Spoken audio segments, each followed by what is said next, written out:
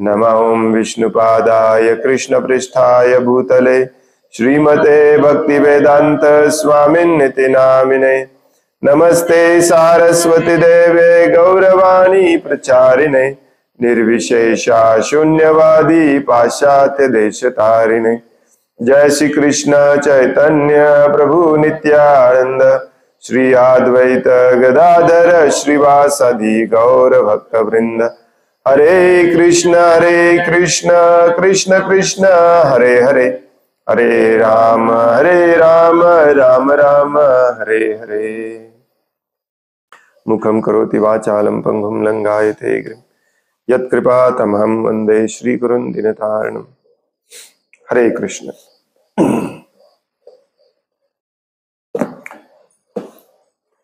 श्रीमद् भागवतम स्कंध तिसरा अध्याय 28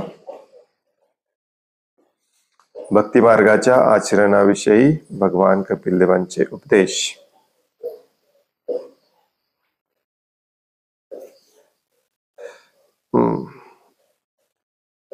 श्लोक नंबर 34।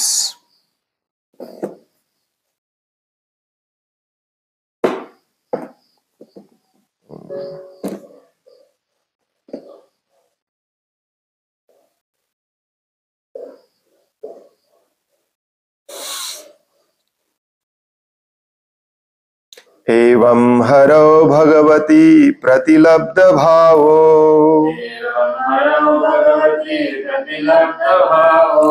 भक्त्या द्रवद्रुतय उत्पुलकः प्रमोदात्।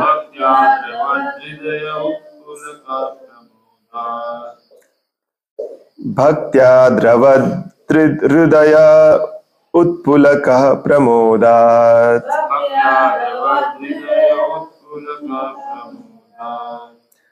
औत्कण्ठ्य बाष्पकलया मुहुरर्ध्यमानस्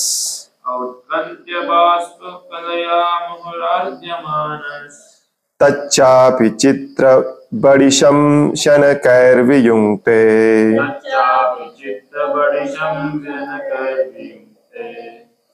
एवं हरौ भगवती प्रतिलब्ध भावो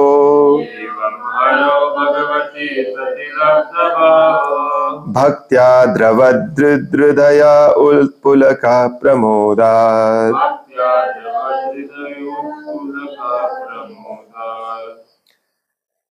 औत्कण्ठ्य बाष्पकलया मुहुरर्ध्यमानस्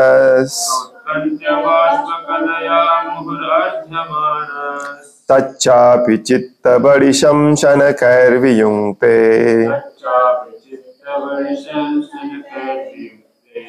एवं हरौ भगवती प्रतिलब्ध भावो भक्त्या द्रवद्हृदय उत्पुलकः प्रमोदात्। औत्कण्ठ्य बाष्पकलया मुहुरर्ध्यमानस्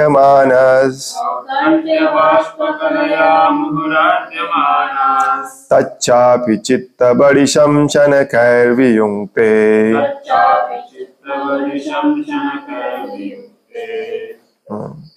एवं हरो भगवती प्रतिलब्ध भावो प्रतिलब्ध भावो भक्त्या द्रवद्हृदय उत्पुलकः प्रमोदात्। औत्कण्ठ्य बाष्पकलया मुहुरर्ध्यमानस्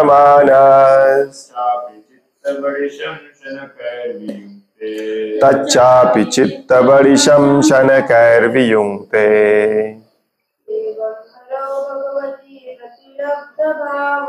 एवं हरौ भगवती प्रतिलब्ध भावो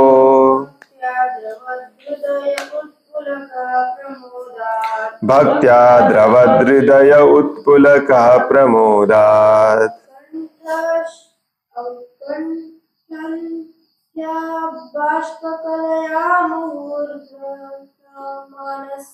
औत्कण्ठ्य बाष्पकलया मुहुरर्ध्यमानस्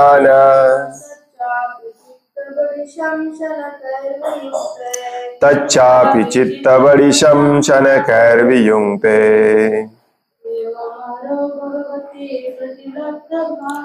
एवं हरौ भगवती प्रतिलब्धभावो भक्त्या द्रवहृदया उत्पुलकः प्रमोदात् औत्कण्ठ्यबाष्पकलया मुहुरर्ध्यमान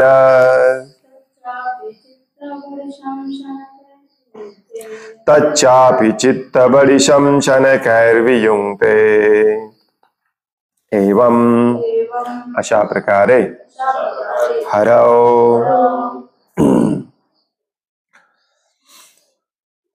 भगवान श्री हरींची भगवती परम पुरुषोत्तम भगवान प्रतिलब्ध विकसित होते भाव शुद्ध प्रेम भक्त्या भक्तिमय सेवेने द्रवत द्रवीभूत होते मेल्ट होते हृदय त्याचे हृदय उत्पुलक शरीरावर रोमांच उभे राहण्याचा अनुभव प्रमोदात आत्यंतिक आनंदामुळे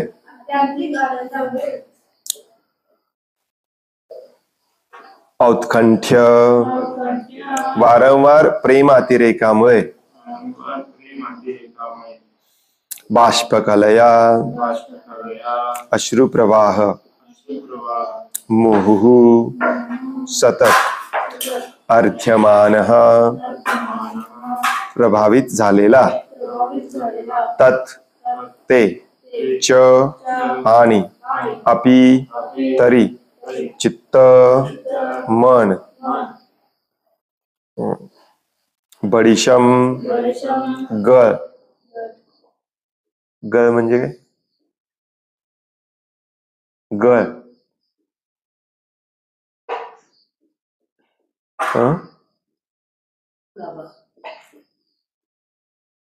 गळ हुक शनकै क्रमाक्रमाने वियुक्ते निवृत्त होते. भाषांतर आहे या मार्गाचे आचरण करून योगी आपल्या अंतःकरणात भगवान श्री हरींविषयी शुद्ध प्रेम हळूहळू विकसित करतो. अशा रीतीने भक्ती मार्गात प्रगत होत असताना आत्यंतिक आनंदामुळे त्याच्या अंगावर रोमांच उभे राहतात आणि अधूनमधून होणाऱ्या प्रेम अतिरेकामुळे त्याच्या नेत्रातून सतत अश्रुप्रवाह वाहून त्यात तो न्हाऊन निघतो. तसेच भगवंतांना स्वतःकडे आकृष्ट करण्यासाठी साधन म्हणून ज्या मनाचा उपयोग योगी करीत असतो ते मन जसे माशाला गळाकडे आकृष्ट केले जाते तसेच भौतिक कार्यांपासून निवृत्त होऊ लागते.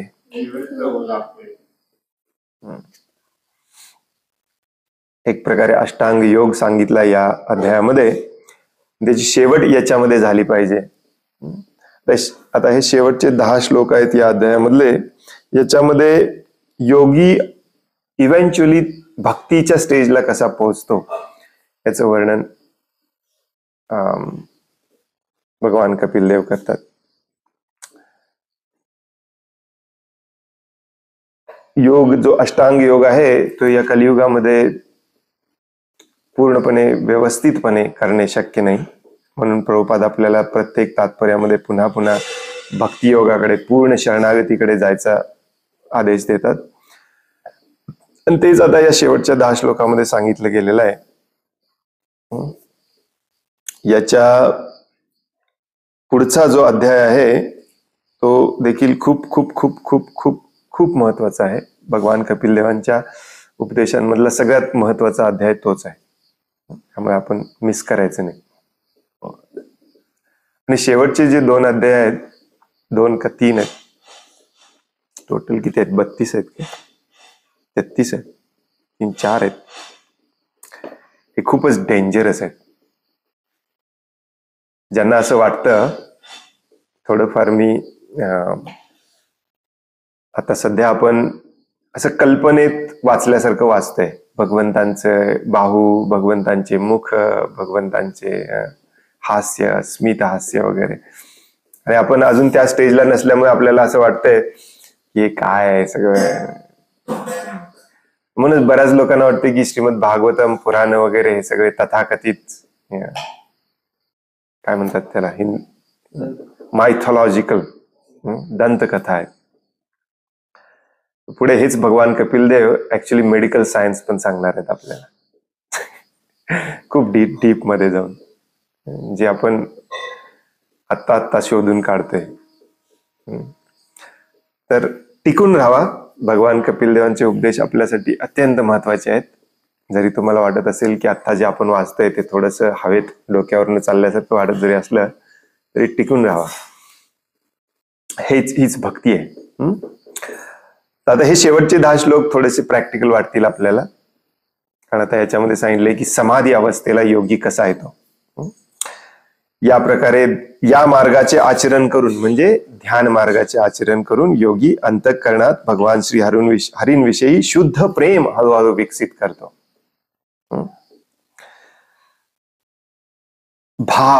भावला म्हटलेलं आहे शुद्ध प्रेम.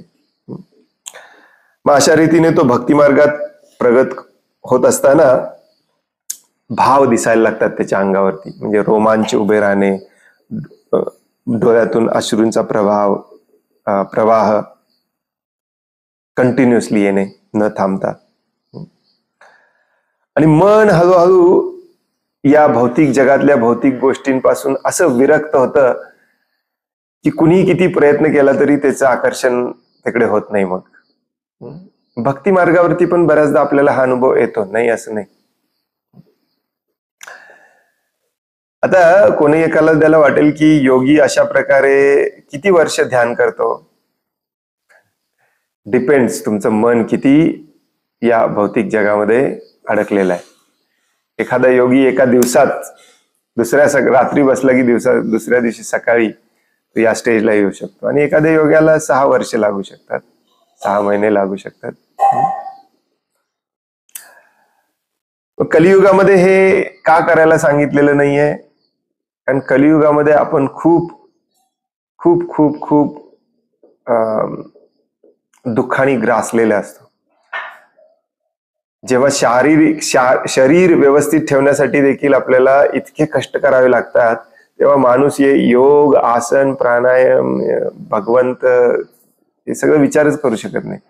म्हणून त्याला फक्त भगवद्गीतेचं ज्ञान आणि जप यावर आधारित डायरेक्टली शरण जायला सांगितलेलं आहे. पण हे शरण जाणे म्हणजे आता आपण जे वाचणार ते या भाव स्टेजला, शुद्ध प्रेमाच्या स्टेजला आलं पाहिजे. तात्पर्य, या ठिकाणी स्पष्टपणे उल्लेख करण्यात आला आहे की मनाचे कार्य असणारे ध्यान म्हणजे समाधी अर्थात तल्लीनतेची परिपूर्ण अवस्था नाही. प्रारंभिक स्तरावर पुरुषोत्तम भगवंतांच्या रूपास आकर्षित करण्यासाठी मनाचा उपयोग केला जातो, परंतु उन्नत स्तरावर मनाचा उपयोग करण्याचा प्रश्नच उद्भवत नाही. आपल्या इंद्रियांचे शुद्धीकरण करून भगवंतांची सेवा करण्याची सवयच भक्ताला लागते. दुसऱ्या शब्दात, जोपर्यंत मनुष्य शुद्ध भक्तीमध्ये स्थिर होत नाही तोपर्यंत त्याला योगशास्त्रातील ध्यानाची आवश्यकता असते. मनाचा उपयोग इंद्रियांच्या शुद्धीकरणासाठी असतो, परंतु ध्यानाद्वारे इंद्रियांचे शुद्धीकरण झाल्यानंतर एका विशिष्ट स्थानीच बसून भगवंतांच्या रूपावर ध्यान करण्याची आवश्यकता नसते. त्यावेळी मनुष्य इतका सरावून जातो की तो आपोआपच भगवंतांच्या व्यक्तिगत सेवेमध्ये निमग्न होऊन जातो. मनास जेव्हा बरेच भगवंतांच्या रूपावर केंद्रित केले जाते तेव्हा त्या योग पद्धतीला निर्बीज योग किंवा निर्जीव योग असे म्हणतात. कारण योगी स्वाभाविकपणे भगवंतांच्या व्यक्तिगत सेवेमध्ये निमग्न होत नाही. तथापि योगी जेव्हा भगवंतांचे अखंड चिंतन करीत असतो तेव्हा त्या योग पद्धतीस सबीज योग किंवा जिवंत योग असे म्हटले जाते. मनुष्याने सबीज योग पद्धतीच्या स्तरापर्यंत उन्नत स्वतःला केले पाहिजे, उन्नती केली पाहिजे. थोडस फास्ट वाचलो मी कारण हे सगळे वाक्य एकमेकांशी रिलेटेड आहेत. थोडक्यात प्रभुपाद हेच सांगतायत की ध्यान पूर्ण झाल्यानंतर जेव्हा भगवंत अशा प्रकारे दिसायला लागतात त्याच्या पुढची स्टेज असते भक्ती. अजून तो भक्त झालेलाच नाही.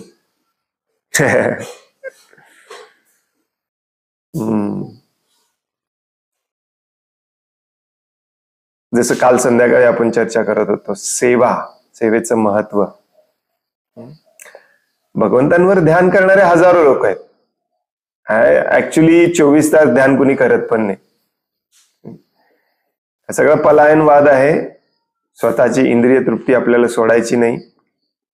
स्वतःचा मीपणा, स्वामित्व, प्रभुत्व गाजवण्याची इच्छा सोडायची नाही आणि भगवंतांच्या सेवेमध्ये यायचं नाही. योग मार्ग हा खूप लांबचा दूरचा मार्ग म्हणून का सांगितलं जातं? कारण कृत्रिमपणे इंद्रियांना, मनाला कंट्रोल करून भगवंतांचं कंटिन्युअसली ध्यान करत बसावं लागतं आणि त्याला किती दिवस लागतील सांगता येत नाही.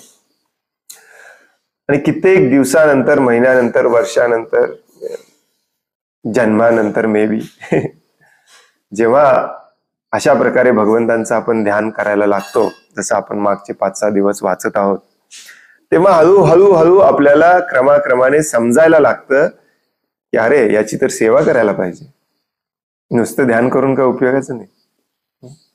आणि त्या स्टेजला शेवटची स्टेज म्हणतात, समाधी स्टेज म्हणतात. मग ध्यानाचा उपयोग हा इंद्रियांना आणि मनाला कंट्रोल करण्यासाठी होतो, परंतु भक्ती मार्गावरती पूर्णपणे शरण जाण्यासाठी तेवढा होत नाही. होतो, पण त्याच्यासाठी ध्यानातली परमोच्च अवस्था तुम्हाला प्राप्त करावी लागते आणि ती कलियुगामध्ये थोडीफार कठीण आहे. थोडीफार म्हणण्यापेक्षा अशक्यच आहे ऍक्च्युली.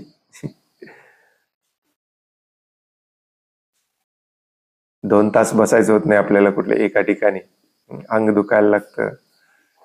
6 महिने 6 वर्षे कसे बसणार? काही काही ध्यान योग्यांनी हजारो वर्ष ध्यान केलं,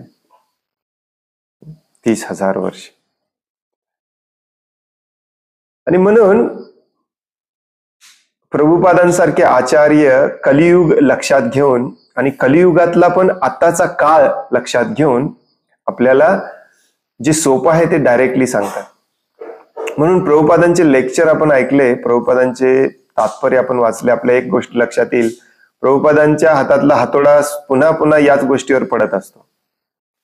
अरे मूर्खांनो, तुम्ही दुःख भोगत आहात. जोपर्यंत माणसाला हे कळत नाही की तुम्ही या भौतिक जगामध्ये दुःखी आहात, तोपर्यंत तो प्रयत्नच करणार नाही त्याच्यातून बाहेर पडायचं. लक्षात येते का? प्रभुपाद ह्या मुद्द्यावरती पुन्हा पुन्हा जोर का देतात? कारण तुम्हाला योग करायला सांगणे, आसन करायला सांगणे, प्राणायाम करायला सांगणे सांगू शकतो, परंतु किती वेळ करणार तुम्ही? आणि हे कलियुगाचं मेन प्रमुख लक्षण भागवतम मध्ये दिलेलं आहे, ते म्हणजे कालेन प्रायेण अल्पायुष्य सभ्य जने अस्मिन् कले युगे जन मंदा सुमंद मतयो मंद भाग्य ही उपाद्रिता.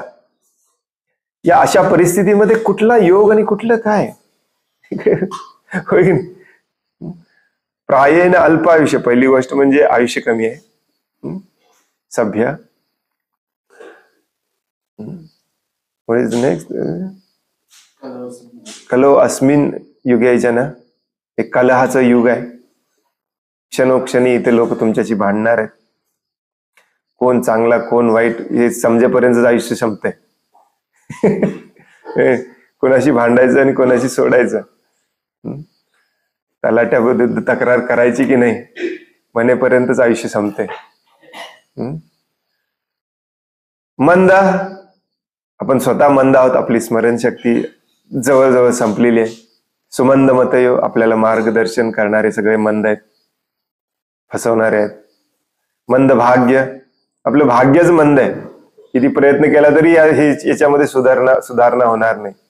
उपद्रिता, सगळ्या बाजूनी प्रॉब्लेम आहे.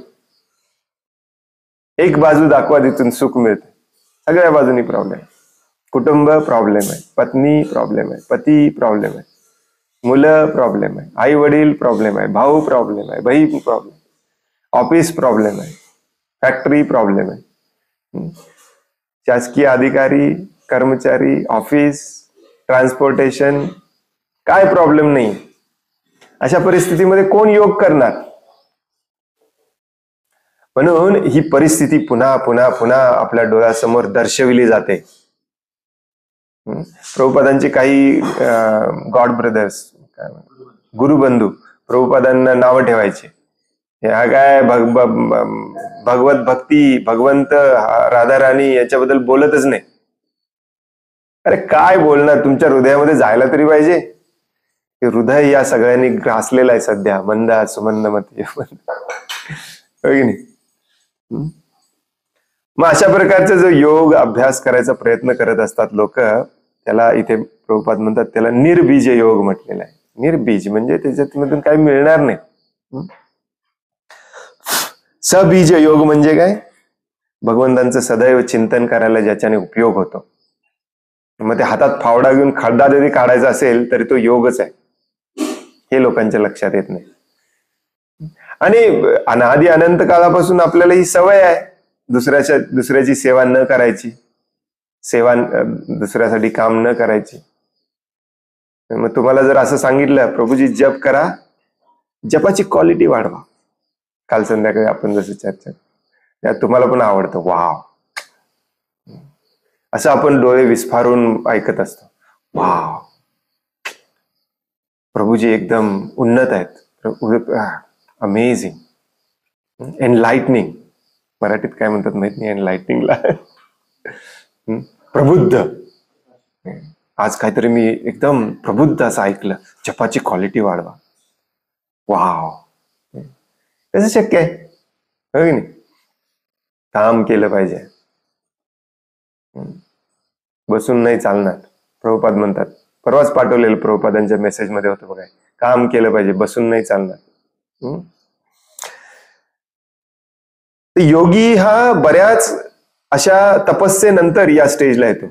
भक्ताच्या मनात आलं तर तो उद्या या स्टेजला येऊ शकतो. सांगा प्रभूजी काय करायचंय भगवंतांसाठी, संपला विषय. या स्टेजलाच यायचंय आपल्याला. ब्रह्मसंहितेत सांगितल्यानुसार मनुष्याने दिवसातील 24ही तास भगवंतांच्या सेवेत नियुक्त झाले पाहिजे. There you go. आणखीन एक तुम्हाला मी खरं सांगतो प्रामाणिकपणे, ऍक्च्युली भगवद्गीतेच्या क्लासमध्ये भरपूर लोक असतात, भागवतमच्या क्लासमध्ये कमी आहेत, तरी पण तुम्हाला मी अगदी प्रामाणिकपणे सांगतो, अशी वाक्य मी मुद्दामून वाचायची टाळतो जेणेकरून तुम्ही भक्ती सोडून जाल म्हणून. पण टाळायचा प्रयत्न केला तरी अशी वाक्य परत येतातच. काय करायचं सांगा तुम्ही आता मला.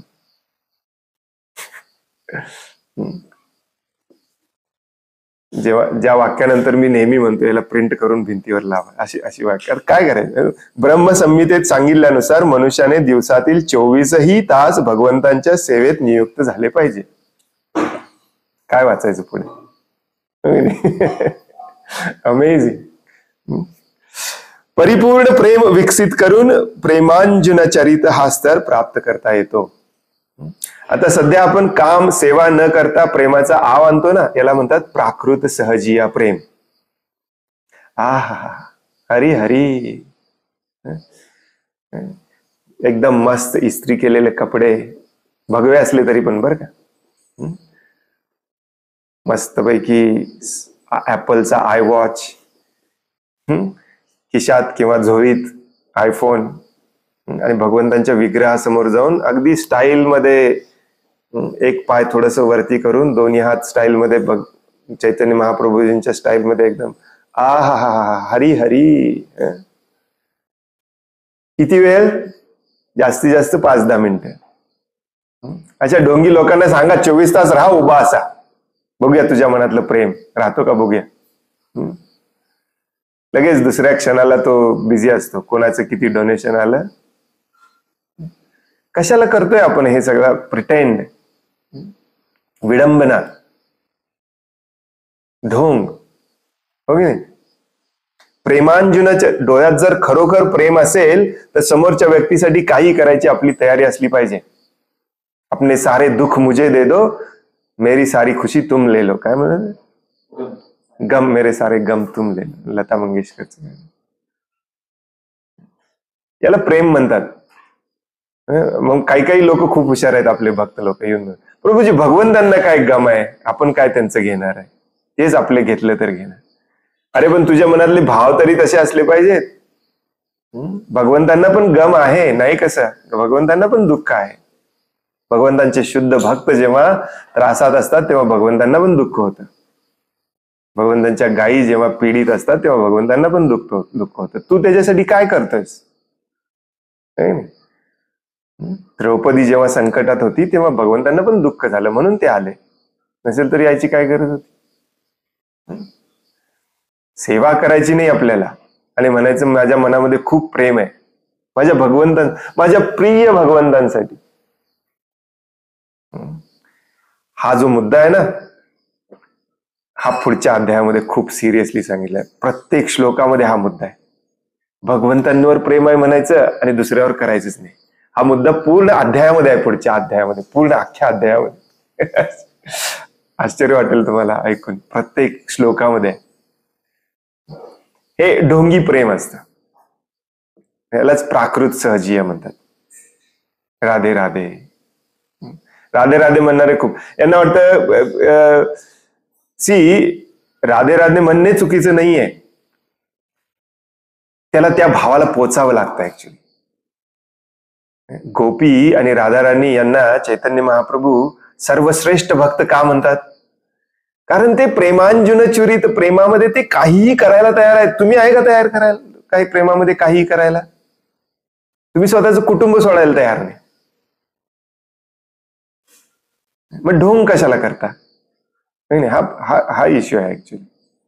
खूप सारे भक्त आहेत आपले, असं नाही करायचं. म्हणून भागवतमचं श्रवण जे आहे ते खूप सिरियसली केलं पाहिजे. भागवतम क्लास प्रभुपादांनी कंपल्सरी का केला? सगळ्या मंदिरामध्ये, आश्रमामध्ये रोज सकाळी श्रवणादि चित्त करिये उदय, शरणादि शुद्ध चित्त करिये उदय. श्रवणाशिवाय होणार नाही. कुणाच्या श्रवणाशिवाय? प्रभुपादांच्या शब्दांच्या श्रवणाशिवाय. माझं तुमचं ऐकून काय होणार आहे? प्रभुपादांचे शब्द आपण वाचतो, बंद करून ठेवतो, तासभर काय बोलतो आपल्यालाच माहिती नसतं. हे समोर बसलेल्यांना काय कळणार आहे? हरी हरी एक होता राजा हरिश्चंद्र, आपण पण एक कथा करमणूक म्हणून ऐकतो. त्याच्यापेक्षा नेटफ्लिक्स स्वस्त आहे, घरात कॉचवर बसून बघता येतं. नेटफ्लिक्सवर पण तुम्ही महाभारत बघू शकता. व्हॉट्स बिग डील? कशाला पाहिजे भागवतम क्लास? भागवतमच्या क्लासमध्ये चित्त, शुद्ध चित्त उदय झालं पाहिजे, काहीतरी लागलं पाहिजे मनावरती. हो की नाही? परिपूर्ण प्रेम विकसित करून प्रेमांजुना चरित ह्या स्तर प्राप्त करता येतो. मनुष्याचे भगवंतांविषयीचे प्रेम भक्तिमय सेवेद्वारे जेव्हा पूर्णपणे विकसित होते तेव्हा तो सतत भगवंतांना पाहतो आणि मग त्याला भगवत रूपावर कृत्रिम ध्यान करावे लागत नाही. कृत्रिम ध्यान करा. नाही प्रभूजी माझं ध्यान कृत्रिम नाही आहे. अरे मग तू उठत का नाही? 4:30ला तुझे भगवंत उठून बसले, तू 8 वाजता उठतो. तुझं ध्यान, तुझं प्रेम कृत्रिम म्हणायचं नाही तर काय म्हणायचं? भगवंतांवर प्रेम आहे म्हणतो, परंतु भगवंतांच्या भक्तांची निंदा करतो, द्वेष करतो. भगवंतांवर प्रेम आहे म्हणतो आणि दुसऱ्या जीवांशी स्पर्धा करतो, शोषण करतो. मग अशा व्यक्तींना कृत्रिम भगवंतांचं ध्यान करावंच लागतं, कारण यांना खरे भगवंत समजलेच नाहीत, खरे भगवंत दिसत पण नाही. हो की नाही? त्याची दृष्टी दैवी असते, कारण त्याला इतर कोणतेही कार्य नसते. अख्खा अध्याय भगवंत कार्य, कर्म, सेवावर प्रभुपाद देत आहेत. अशा व्यक्तीला, ज्याला कृत्रिम भगवंतांचं ध्यान करावं लागत नाही, त्याची दृष्टी दैवी असते, त्याला भगवंत दिसत असतात. का? कारण त्याचं कामच दुसरं काही नसते. तुमचं काम जर दुसरं काही असेल तर तुमच्या भक्तीमधल्या प्रगतीचा जो दिखावा आहे तो ढोंग आहे, कम्प्लिटली ढोंग. आज सकाळीच मी बघत होतो, ह प भ महाराज म्हणतात, आय डोंट नो काय अर्थ काय ह प भचा. असे त्या वारकरी संप्रदायातल्या वगैरे महाराजांना हे पहिल्यांदा, आपण कसं कृष्ण कृपा अमरती जातील मुलाखत, आजकाल ते पॉडकास्ट करणारे लोक जास्त झाले ना, मुलाखत घेणारे युट्यूब वरती वगैरे. कोण महाराज होते माहिती नाही मला, पण भरपूर आहेत असे ह प ब महाराज. जसे हिंदू आणि ख्रिश्चन लोकांची जी सत्ता आहे ती आपण काढून टाकली पाहिजे, असं केलं पाहिजे, तसं केलं पाहिजे. आणि हे ह प ब महाराज स्वतःच हेअरस्टाईल घालून बसलेत मुलाखतीला. त्यांची स्वतःची केसांवरची आसक्ती गेलेली नाही, शूज घालून बसलेत. अमेझिंग. हरिभक्त परायण. हरिभक्त परायण. वाव, परायण. महाप्रभूजी लोक म्हणतात हरभरे भरडिण्यात परायण.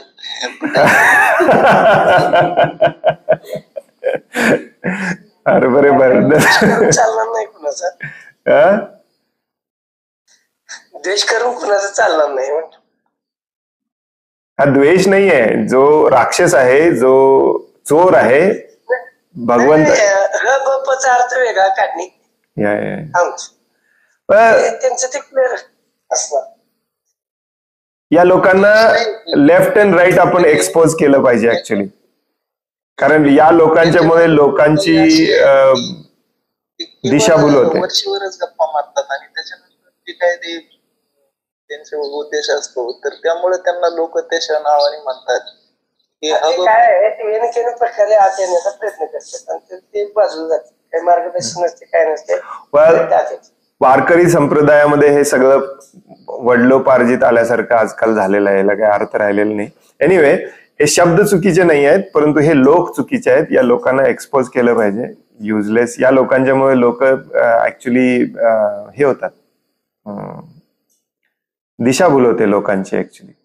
फॉर एक्झाम्पल मी तुम्हाला सांगतो, असाच कोणीतरी काल सांगत होता की एअर इंडिया आता टाटाने विकत घेतल्यामुळे एअर इंडियावरती आता हलाल मीठ सर्व केलं जाणार नाही. सगळे टाळ्या वाजवायला सुरुवात. अरे 70% मांस तर तुम्ही हिंदू लोकच खाता, कशाला टाळ्या वाजवत आहे? हलाल मीठ.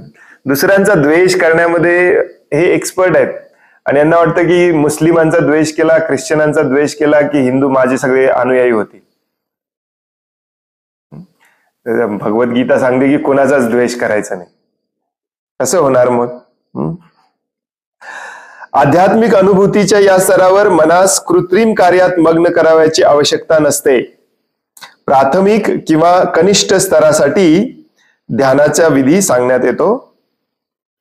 प्राथमिक किंवा कनिष्ठ स्तरासाठी म्हणजे सुरुवातीला तुमचं मन लागत नसेल तर थोडंफार ध्यान करा, जसं आपण पण म्हटलं की नाही, थोडंसं प्राणायाम करा, झोप चांगली येईल, जप चांगला होईल.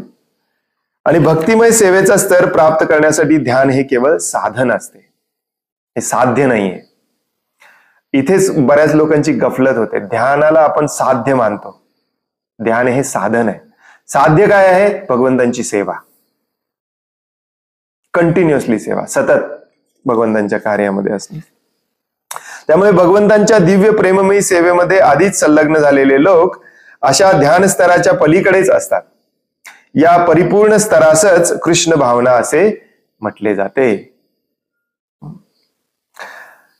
आपल्या भक्तांमध्ये देखील हे पिक अँड चूज मेंटॅलिटी खूप आहे. पिक अँड चूज मेंटॅलिटी म्हणजे आता भागवतम वाचायचं परंतु हे वाचायचं नाही, याच्या आधीचे 5-6 श्लोक वाचायचे, त्याच्यावरती सेमिनार तयार करायचा, प्रेझेंटेशन तयार करायचं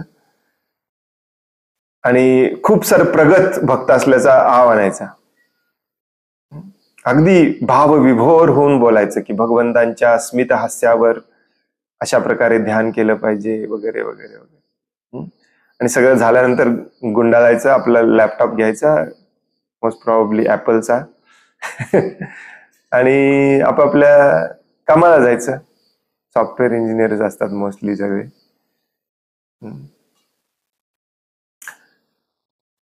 ते भगवान कपिलदेव ऍक्च्युली खूप प्रॅक्टिकल भक्ती सांगतात आपल्या मातेला, अतिशय प्रॅक्टिकल.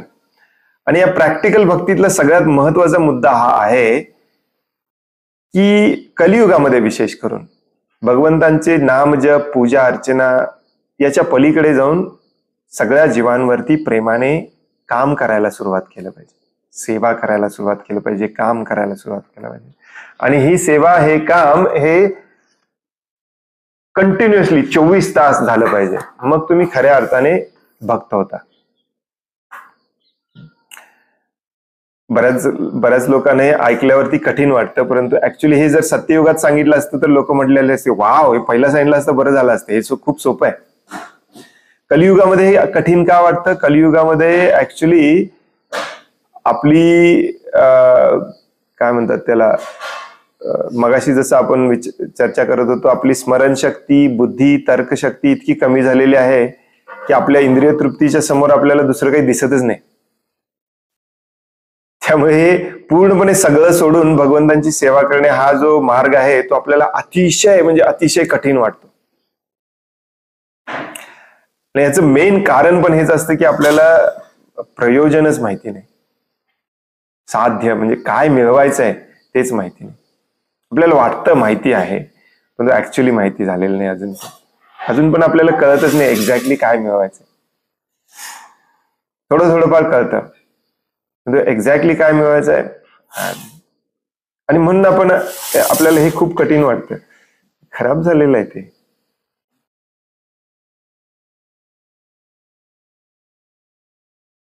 अरे इतके सगळे असताना तुम्हाला कशाला पाहिजे?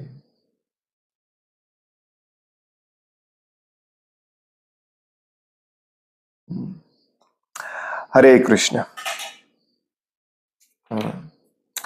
माफ करा, तुमच्या भावनांना थोडस हे लागलेलं असेल तर. माझा कोणाचा अपमान करायचा उद्देश नव्हता. ऍक्च्युली मला खरोखरच माहिती नव्हतं हपबा म्हणजे काय. बऱ्याच ठिकाणी मी वाचत होतो.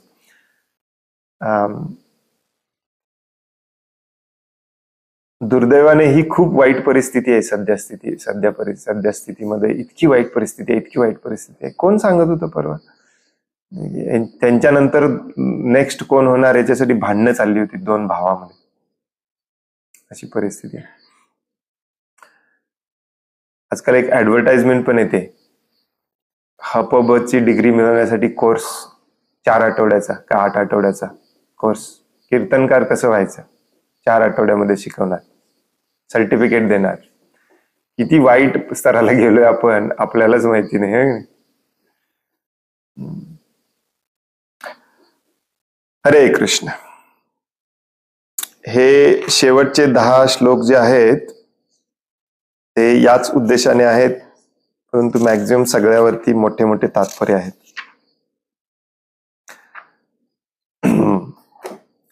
10 दिवस तर लागणार, 8 दिवस तर लागणार.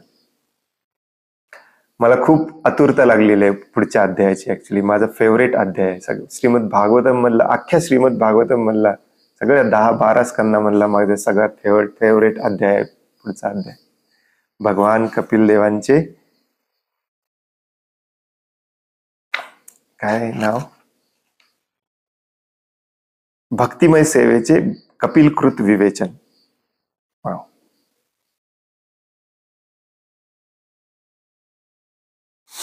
Explanation of devotional service by Kapil Dev. Simple. Hare Krishna. कोणाला काही प्रश्न आहे, काही सांगायचं आहे?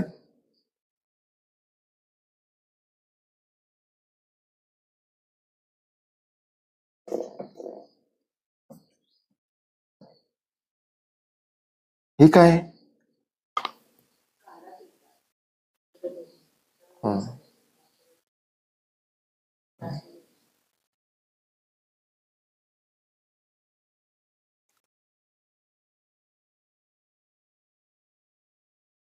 हरे कृष्ण. कोणाला काही प्रश्न आहे, काही सांगायचं आहे?